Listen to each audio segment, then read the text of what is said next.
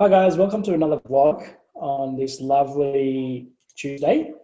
I've got Erin over here, which I've met from work some time back. I'm not entirely sure what date, but we found out we're both vloggers and thought I'll make something very different to what you guys usually watch from me, a virtual chat. So yeah, we've got obviously Erin joining us live from Brisbane. So, Erin, tell us a little bit about yourself and maybe a little bit about how you originally met. So we actually haven't met. Supin and I have met digitally.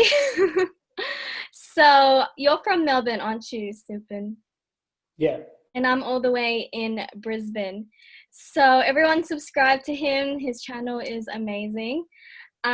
Basically, we met through work and we discovered that we both love sharing our adventures on YouTube.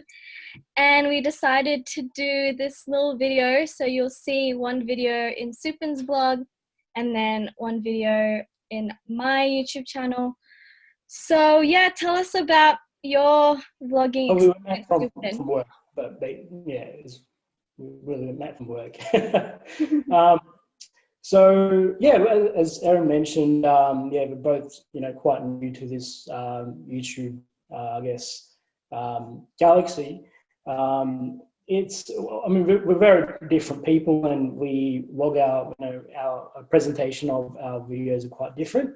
So I'm just going to give you guys a little bit of understanding about what motivated us to start our own channel, and then Erin will obviously tell a little bit about herself as well, some few cool things that she's obviously managed to achieve so far, whereas I'm just pretty much a newbie. So yeah, so we'll start off with telling our fans, or fans to be, a little bit about yourself. So what's your background and what really prompted you to start, I guess, this social media platform, what we call YouTube. So yeah. I really wanted to put myself out there. And the best way I thought of doing that was through traveling, because I am an avid traveler. Not right now, obviously, because of COVID, but back Yeah. then I have lived in different places. I've lived in Vanuatu, Papua New Guinea, Sydney, Philippines, and now Brisbane. Yeah. And I've been to about 14 countries. So I love traveling, and I saw that other people were doing it as well, and they sort of inspired me to also share my experiences and hopefully Yeah. inspire some people out there to travel as well. What about you? Yeah, definitely. So tell us, before I get into the next question, tell us a little bit about your background. I guess you're Filipino, is that right? Yeah, I am. I am. Yeah, and how long have you been in Australia? Collectively, so Sydney was 5 years, and Brisbane, I think I'm going on my eighth or ninth year. So Yeah. about 14 years in total. So I've been Yeah. here for quite some time. Some people pick up on the accent, but I think I have different accents. So Yeah. yeah, I've been to a few places like Europe and things like that. And my first travel vlog was actually in Melbourne. It was Wow. actually a Well, Melbourne vlog where you're from. yeah. How long ago was that? That was 2016. Oh wow. Yeah. Time flies, I guess, right? Oh, Um, yeah. Love it. so yeah. Well, at the moment, I mean, there's a little bit of restrictions at ease, so hopefully we can actually make a proper vlog together and Yes. yeah, properly collaborate, I guess. Yeah. Um, so, Erin, just in terms of why did you sort of look at YouTube into a platform where you could reach out to your fans and um, who are we looking to sort of target? Is it your family or who would you say your main audience is? At first, I didn't have an audience. I just wanted to put it on the internet because it's there, and I don't have to worry about saving it in a USB stick or on my computer. It's just Yeah, there. And also, my dad had like a photo gallery he had his own website and he had family pictures on there. So I always go back to it because it's there on the internet. It's easy to access. It's on a website. And so I thought I would do something similar, but obviously like upload YouTube videos. And then I guess from there, I wanted to share it to my friends, and then after that, I just started sharing it on all my social media platforms like Instagram to hopefully share it to everyone So it's else. more of a way for you to look back at your, travels and kind of look back at what you've sort of achieved, right? So even for me, for the videos that I've done, it's sort of like a montage of videos where you can reflect on. It's pretty cool. Like not many people could say that, we have this, but as we go along, I guess in this journey that we will have more and more videos we could look back, which is pretty cool, right? Yeah, for sure. So initially, you obviously look. I guess your vlog is predominantly aimed at. I noticed there's life as well on your intro. So what's that about? Tell us what that sort of means for you. So that came about because of COVID. Obviously, I couldn't upload any travel videos, so I decided to also vlog about life, so adventures. I mean, Brisbane has been doing really well with COVID, so our lockdown hasn't been as long as yours. So we've been able to go around, so I decided to vlog about things like that, and it worked out. Yeah. Now, your partner, that's Lachlan, right? Is he a fan of your show, and do you like, do you watch each other's videos once you've done it, or like? He's such a private person, but I just encourage him to try and be in my videos. And I just also respect his privacy as well. Yeah. I guess like, even, a lot of people see that, once you've obviously started this journey, that your whole life is being exposed to everyone, right? So which can be a big thing for people around us as well. It's interesting to see your thoughts that. So what inspired you to start travel in particular? Why travel?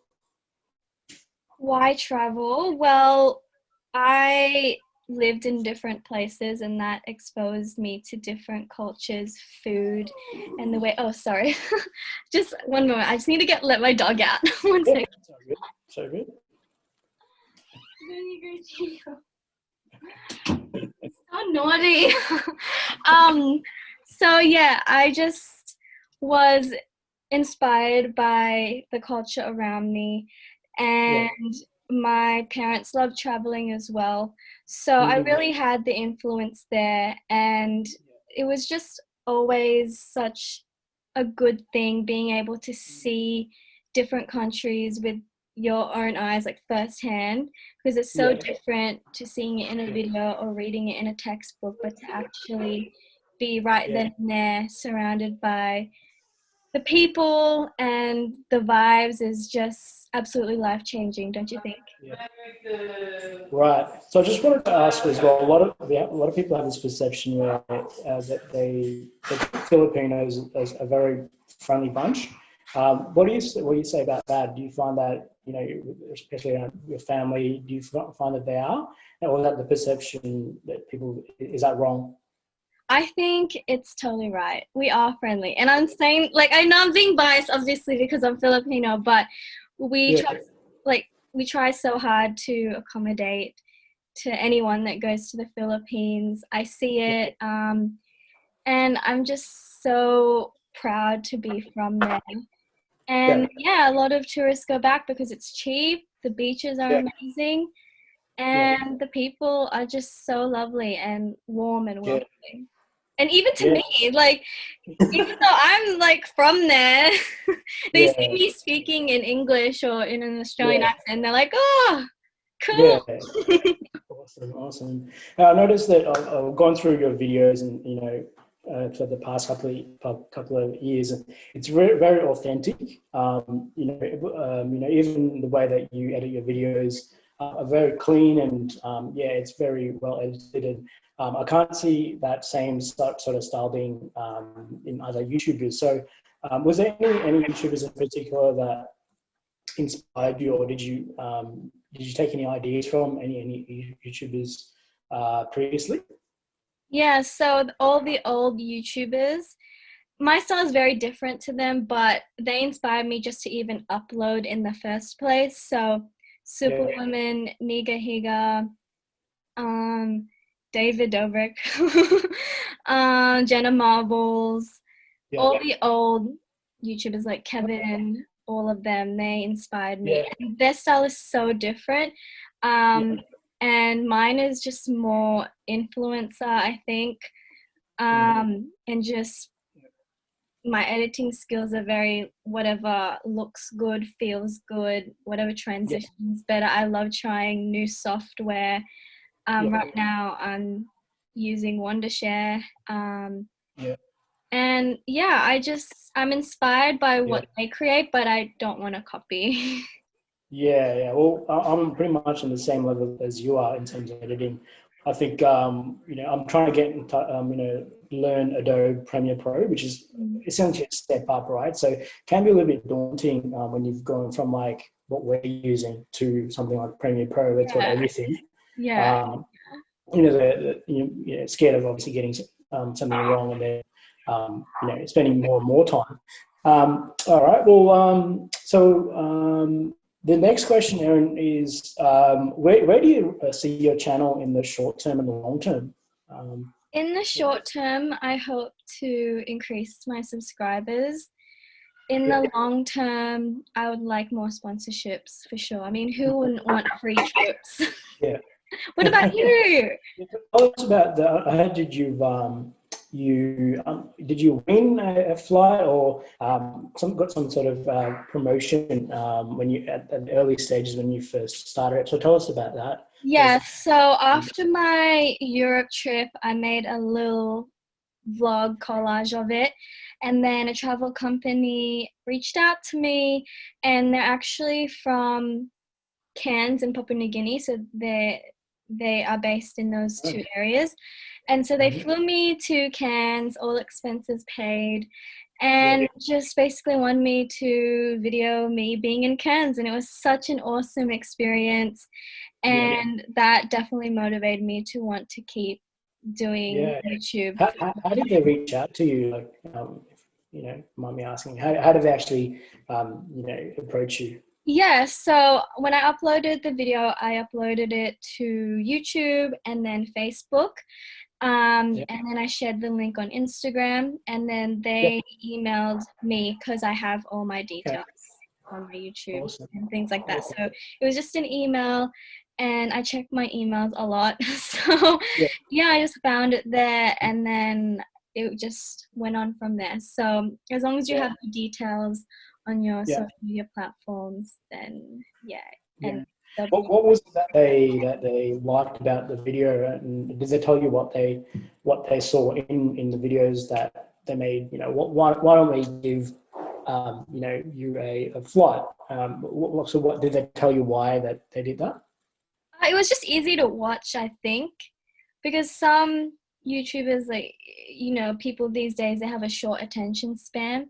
Yeah, So I think it was just an easy watch, and they saw everything in such a short video. And yeah, so I guess they thought that if I could do that, then I could do a longer video for them. So yeah, yeah, I think that's it. Yeah. yeah, yeah. One of the questions that I my family asks is, if myself or someone else, sorry, wanted to start it, do you need expensive equipment, or how do you start it? So, Oh, yeah. what sort of approach did you take when you first started the first couple of videos? Honestly, I was using my little Sony camera. It was this cheap camera that I've had since high school, like ages ago. And I was just Yeah, using that. And then sometimes I'd use my phone. If I see something interesting, I just whip out my phone if I didn't have my camera.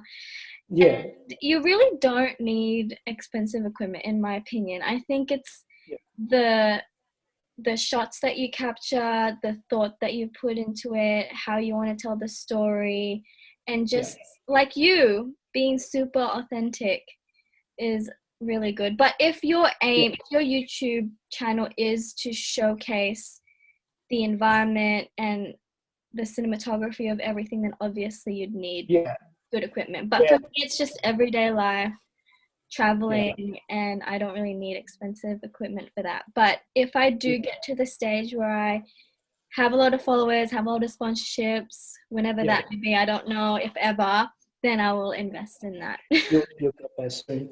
So one. I mean, for me, one of the YouTubers that really inspired me is Del Phillip. He's this Scottish YouTuber, and a lot of his fans are like, you know, it actually feels like I'm actually there. It's so authentic, and you know, there's no editing at all. That's sort of the type of you know, comments that I want to hear in mine as well. I don't want it to be heavily edited. I want to feel like as if people are actually there, and it's the people sort of stories that I want to sort of bring out in mine. Is that something similar to you as well? What sort of videos would you're saying to publish? For me, I love editing for fun, and for you, I know that you don't like editing, you just want to showcase how it is. So I think that's what's different between you and I. And I always search up things to do in Brisbane, and if there's new events happening, and if I can get the first ticket there so I can tell everyone how it is before they buy the ticket. So I'm sort of more in that stream of things. Yeah, brilliant. All right, so something a little bit different. What's your favorite travel experience and the worst travel experience, and why? So my favorite, so last week I said Switzerland to you, but today it's Japan. I would say Japan because there's just so much to do in Japan. You could be there for 2 weeks and it would still not be enough. So I feel like the people there are absolutely accommodating and lovely and so friendly, so similar to the Philippines. And I just love the train, how fast it goes. I love theme parks. I love the food. I love the kimonos. I absolutely agree. I had a friend who visited Japan before me, and you know, obviously visited Japan after. But one of his stories, he was at the train station in, I think, Shinjuku, and he was, you know, running to catch another train, and had a 10-kilo bag which he was pulling down, and accidentally, I think someone might have actually sitting down, and you know, he might have hit his leg. You know, that the person stood up straight away and actually apologized to him, and you know, it was sort of like surreal. Like, you don't get that in many countries. The people are so kind, and you know, very, very kind. I mean, you know, that person stood up and said, sorry, you know, I apologize. He was like, you know, don't need to apologize. I completely understand. So that's, you know, you get that from people everywhere in Japan. So people are so nice, and that's the sort of experience that I had as well. And it's so orderly and organized. Even in Shinjuku and that crazy pedestrian place, as soon as it says stop, everyone stops.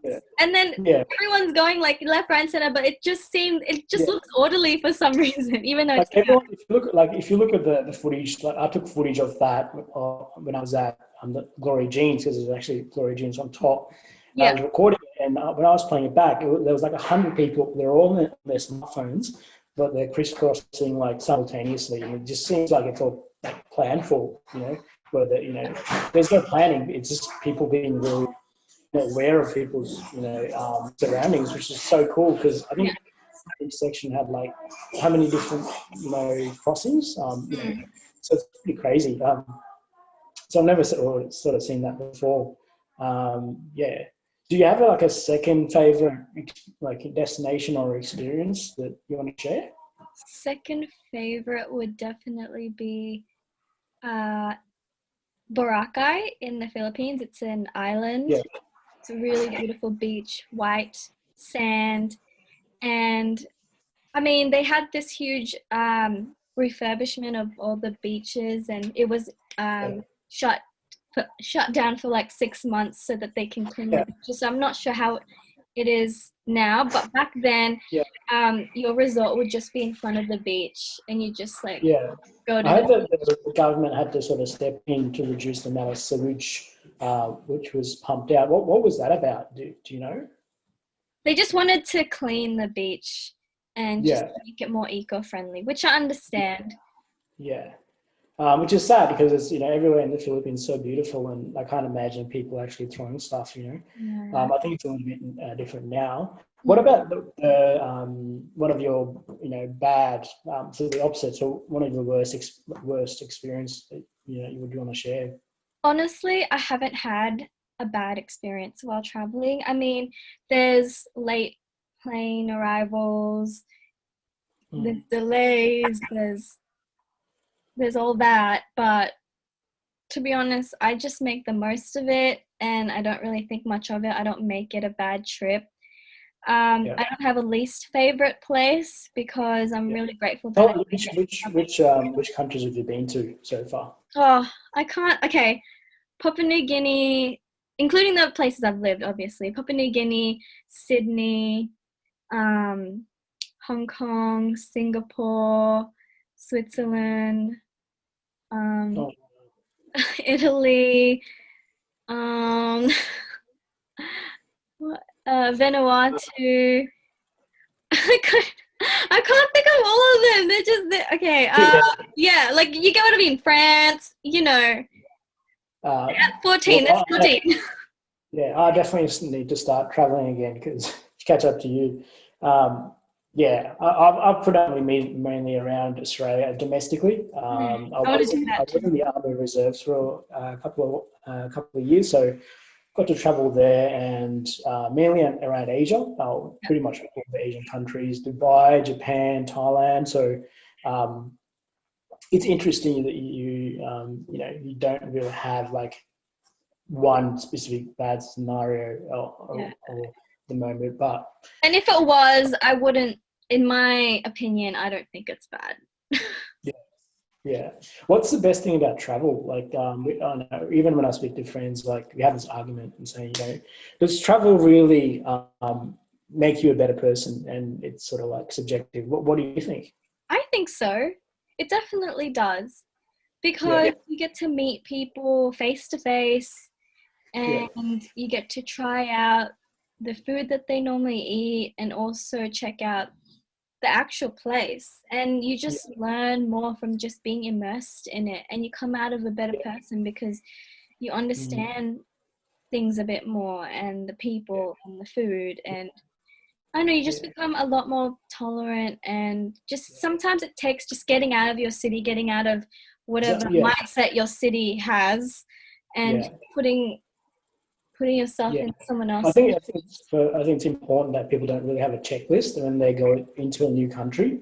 People might go into like a tour, for example, but it's important to, switch off your camera, not have any plans, and, do things that the locals do and eat, and food, especially food, right? It's such a characteristic things, and brings everyone together. But a lot of people when they go into a country, that I think they have, they might have expectations, or they might already have something planned or an itinerary. I don't think that's... and those are the people that normally have the bad experience. They're like, but they did this, and I didn't expect that. And I was like, well, it's your fault you had expectations in the first place.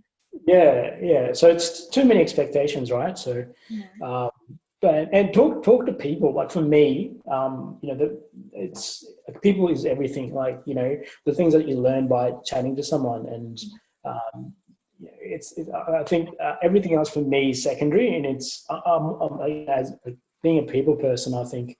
And travel is, it's such a cool thing to be, and you just meet so many different people as well.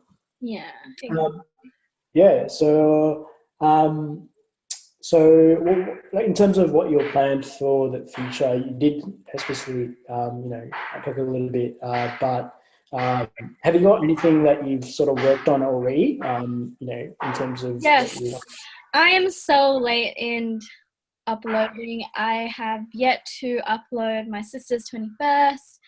I've yet to upload this interview that we'll be having, and And then that was at the Palazzo. yeah, the Palazzo Versace.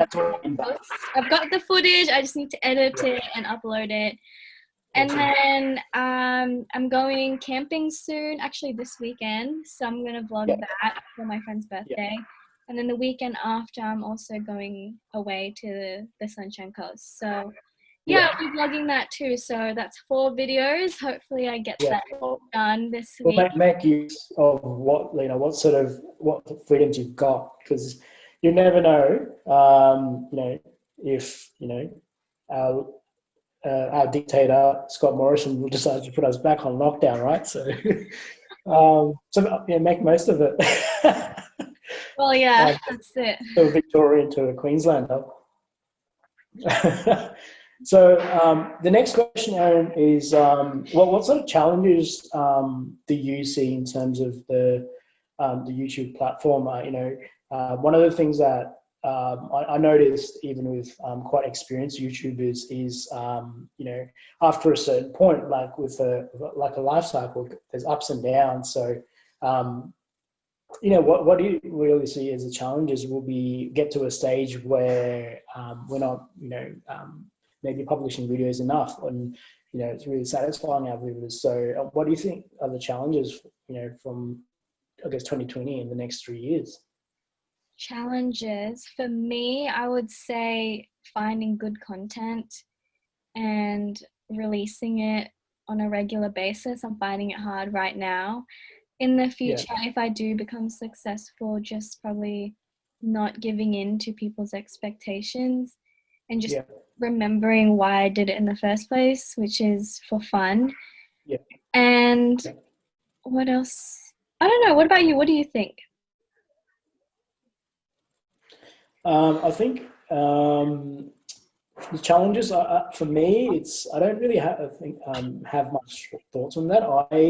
For me, my primary, I guess, aspiration is to produce a video that that is beneficial. But if my friends, immediate friends and family, I guess, stop watching it, it doesn't really bother me, as long as I'm quite confident that I'll make videos in the future that someone out there will see beneficial. So I don't really think about that stuff too much. But one of the things I think is in the future, changes around how videos are getting monetized.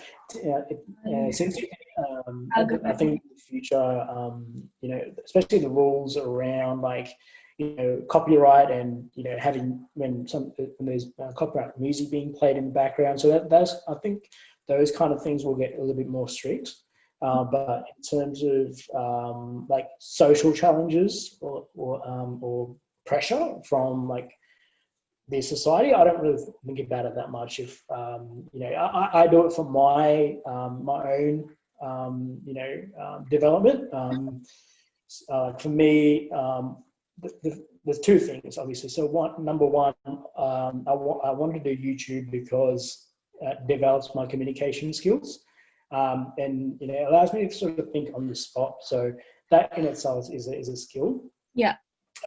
And number 2, going back to what you were saying, I want to get to a stage where I have enough videos to sort of look back on and say, this is a cool moment of this particular trip, or this is,